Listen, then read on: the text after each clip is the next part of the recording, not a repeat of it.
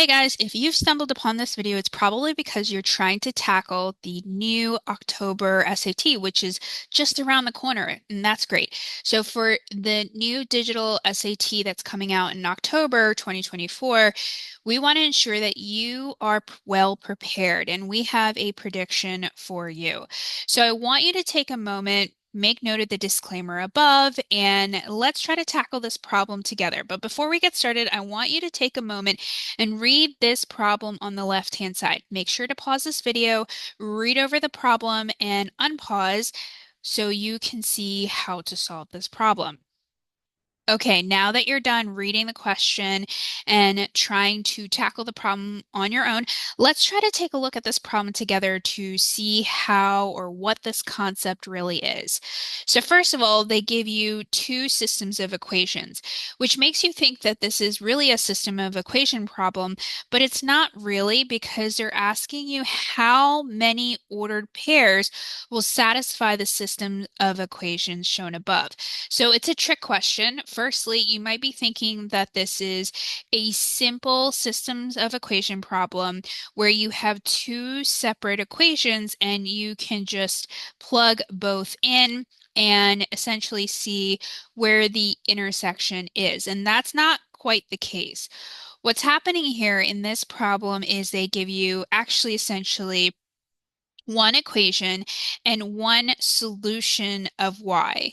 So you can plug in that y in to then see how many ordered pairs, which basically means that more than likely there's one or more than one or even infinitely many answers. So that's why plugging in the number or directly into Desmos, I should say. So plugging in both equations into Desmos, this would be one of those times where you might not want to directly plug it in. You want to really understand a problem like this because when you're taking the new exam, you might see a problem like this and think, oh, yeah, it's a simple systems of equation problem where I either have to substitute or eliminate, which could be true, but they're asking whether or not there is zero solutions, which means that they don't intersect, one solution, which means they intersect once, two solutions, which means that there are two possible solutions, or infinitely many. So here's the thing. If they give you a zero to infinitely many solution, they're sort of teetering on understanding the topic of discriminants. And that sort of means that they want you to utilize the quadratic formula. Now, don't worry, you're not being tested on the new digital SAT on whether or not you're going to show your work, and that's okay. I just wanted to show this basic problem so you could see how a answer could be manipulated in a way that you can get the correct answer. So we're going to use both methods, systems of equations and quadratic equations, to solve this problem, and even Desmos at some point. So we have two equations, well, one equation and one solution, and we're going to plug in that y in. So just like you would solve for systems of equations. So that is the first step. And when you do that, you get 3 equals x squared minus 4x plus 1. So first of all, we can't just substitute one equation into the other and essentially solve because we have a square here. And that's where the problem lies. We have a quadratic formula. So because of that, we're going to go ahead and rearrange this problem around to bring the 3 over to the other side so we can set up the solution equal to 0. Therefore, being able to plug it into the quadratic formula. So when we do that, we have 0 equals x squared minus 4x. Now I'm going to change the color a little bit, and we're going to subtract 3 on both sides. Therefore, 3 minus 3 is 0, and we brought the other 3 over to the other side. So remember, positive 1 minus 3, just quick math, that's going to be minus 2. So we get this equation here. So I hope you can see even from now that a simple systems of equation where you're substituting or eliminating won't fully work to its capacity because you still have the variable x here. And so now you have to think to yourself, all right, I have the variable x, which means that I need to use the quadratic equation. And this is where utilizing Desmos can be beneficial. Okay, so now that we have our equation ready to go, I'm going to go ahead and plug it into Desmos using the quadratic formula. So if I type in to 1 here, I'm going to type in y equals ax squared plus bx plus c. And that's important to note that for Desmos, you should be able to type it in this way, and it should understand that you're talking about the quadratic formula. So while you might not need to memorize the quadratic formula exactly, you want to be able to note how to type it in directly here. I'm going to then type in the sliders or select the sliders A, B, and C. And I'm going to rearrange the order so we can see that it's in order A, B, and C. And then just so that you're aware here, the value of A is front of the x squared. So that means that's going to be 1. The value of b is going to be -4. That's in front of the x. And the value of c is going to be -2 because it has to line up with the equation here, and the coefficient or the whole number in front of each one has to align or match up.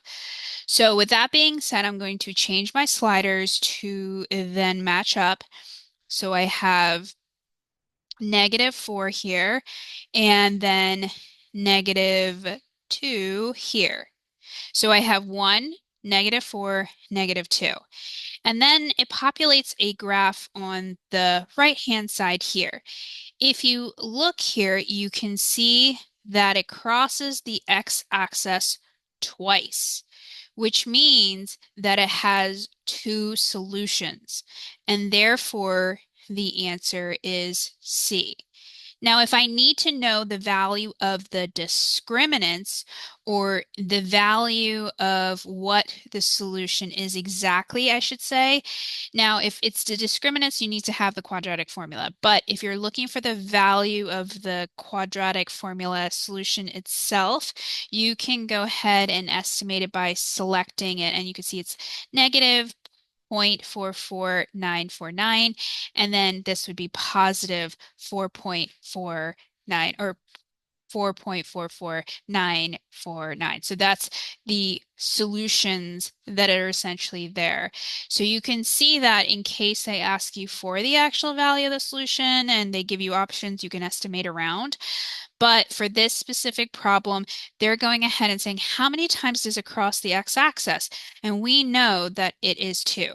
This essentially is testing your knowledge of the discriminants, which you don't need to know the quadratic formula for this because you would plug it in directly into Desmos.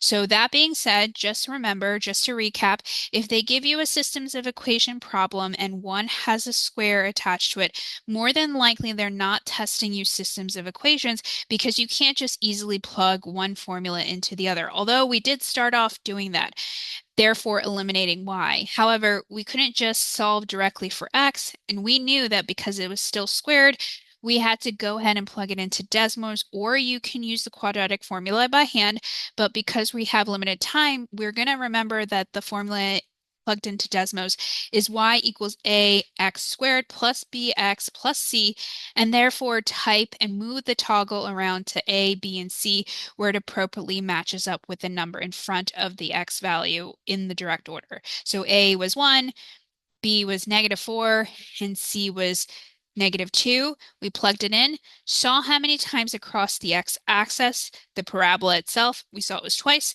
and therefore we know there was 2 solutions. So I hope that helps you out as you prepare for the SAT, whether it's your first time or your 10th time taking the SAT. Good luck. We want to make sure that you are well prepared, so make sure to follow us, subscribe, like this video, because we want to be sure that we share more videos and contents just like this for you in the future. Hey, Geeking Out on STEM family, guess what? We want you to hit that subscribe button Why? Because we'll be producing more content just like this for the AP Biology exam and the new digital SAT exam. By subscribing, you'll be getting exclusive, up-to-date tips, tricks, and secrets for both exams. Also, if you're a parent, a teacher, a homeschool instructor, or a student, you might be looking for affordable and exclusive digital products to help improve multiple choice questions, free response questions, or question bank questions related to both the digital SAT or AP Biology exam. We have them here. Make sure to check out our link tree in our bio for curated resources that you won't find anywhere else. These unique resources are designed to help you raise your score. By hitting the subscribe button, the more subscribers we get, by the way, the more videos we can make. So make sure to join our family to ensure that you get a perfect score for both exams. We can't wait to help you succeed.